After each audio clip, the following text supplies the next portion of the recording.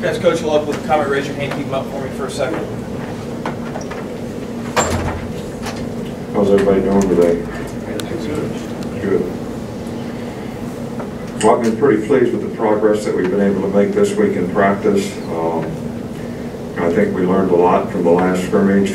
Guys have had a pretty good attitude about doing the things they need to do to try to improve. I think we're having more players that are getting a little closer to maybe being able to contribute in some area of the team, which will be certainly needed. We need more guys that can play winning football.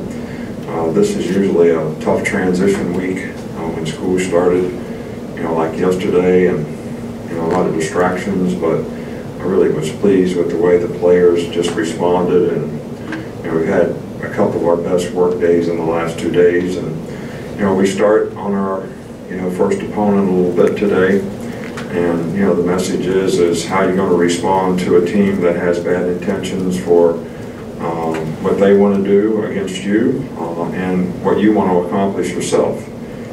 And this team has to be focused on the identity that they want to create for themselves in terms of how they play, how they go out and execute. And I think the whole idea is to be able to go play smart.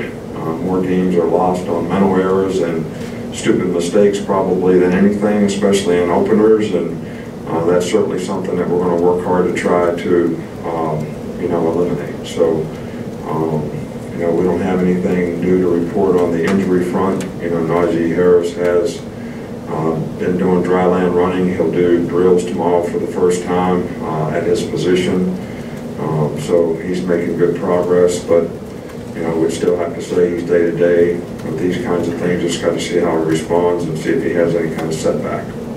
Okay, Coach, we'll start over on the right with Ben. We've seen Rashad Johnson out there practice this week. I was wondering what it's like to have him back and where he might help you all out. Well, Rashad is a guy that I've always had a tremendous amount of respect for. He was a great player here, a guy that was a walk-on that earned a scholarship and became a star player, and because he's smart, really understands the game, had a great pro career, certainly has the right stuff as a person, great character.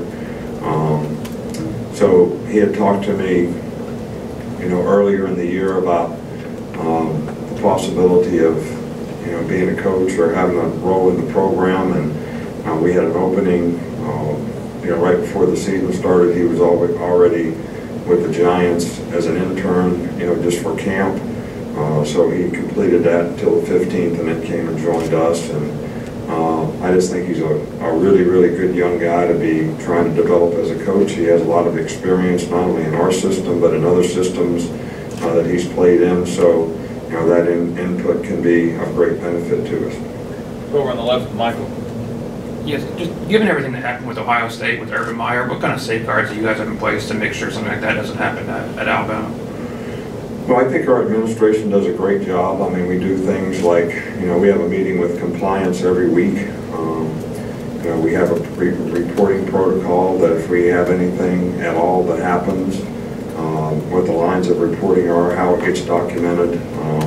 I've been really pleased with the system that we have here in place. These are things that, as a head coach, you're responsible for. Sometimes are difficult to control, but even when you can't control them and you know about them, you certainly should report them so that they don't become a bigger issue in the program. And that's something that I've always felt really comfortable with our people here in terms of the way they manage it.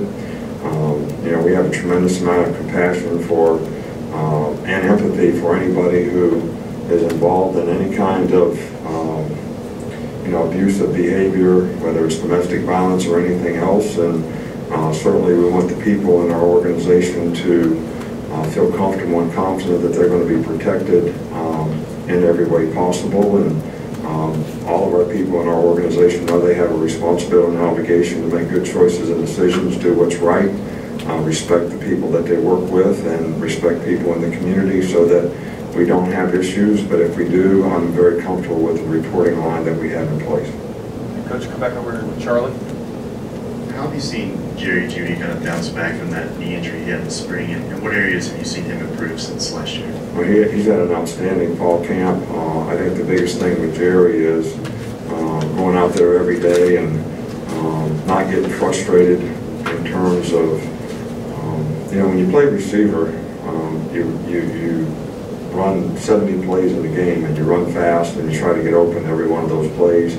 They don't be all pass plays, but whether it's blocking or whatever it is, and maybe you get the ball on a big day 5 times, and sometimes you're open and you think you should get the ball, but it's being able to understand that you're creating value for yourself every time you beat the DB.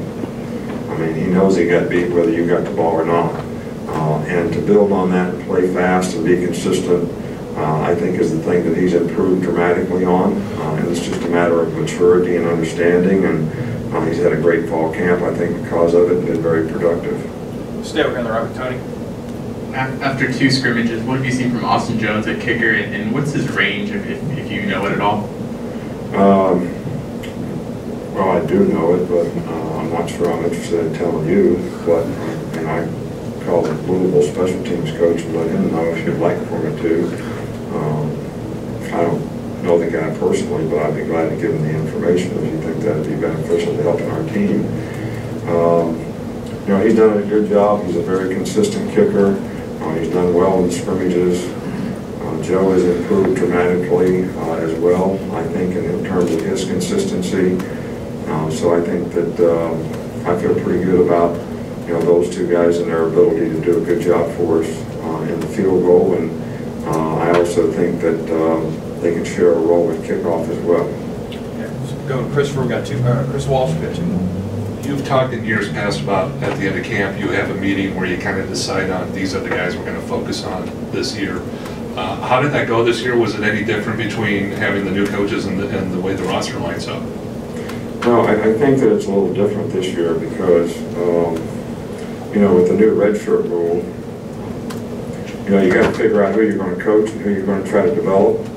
But you certainly don't have to worry about you can't play this guy for 1 play in the game because something would happen in a negative way relative to his year of eligibility. So we're continuing to try to develop more players, on our roster and make those decisions a little later, rather than having to decide right now what category a guy fits into. We obviously have some guys that are freshmen that probably need to be redshirted. It would help their development and maturity.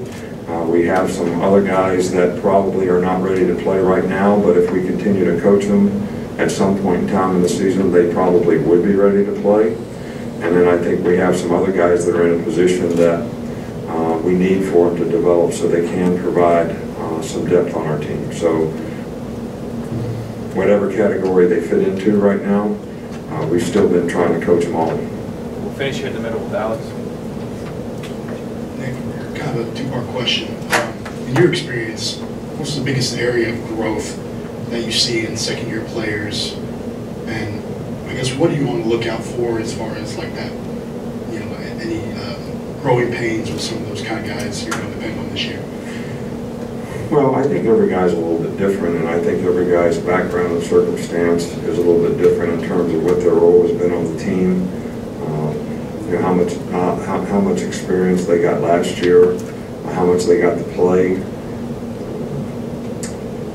But I do think that in first games, it's really important to be able to put some guys out there that can execute, play together as a unit, and like I said before, mental errors and making mental mistakes are things that absolutely kill you on whatever, offense, defense, special teams, and guys that have more knowledge and experience and maturity are less likely to make those kind of plays. So we're trying to do everything we can to develop confidence in the young players that we have coming along that are going to have a role in terms of how they can contribute to this team. But I don't think you can ever predict exactly how that's going to go with every player. Some players get affected about how things go in the game, which is another, real area of mental toughness. How do you respond to a bad play? How do you play the next play? And all those things are a part of being a mature competitor. And, I think that we have some guys that are really good competitors. Some of them haven't been under fire yet. And it'll be, interesting to see how they respond when the game comes. All right, Coach, thanks for your time. All right, thank you.